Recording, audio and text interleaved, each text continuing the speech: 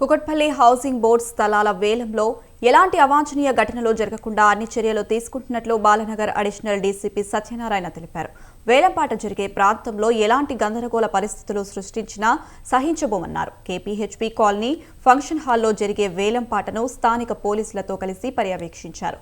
వేలంపాటపై అభ్యంతరాలు ఉంటే సంబంధిత శాఖ అధికారులు తేల్చుకోవాలని అడిషనల్ డీసీపీ సత్యనారాయణ సూచించారు. ఈ ఆక్షన్ ప్రాసెస్ ఎటువంటి పరిస్థితుల్లో కూడా స్మూత్ గా కండక్ట్ చేయడం జరుగుతుంది. లోపల ఈ గారు వాళ్ళంతా ప్రాసెస్ కండక్ట్ చేసుకుంటున్నారు.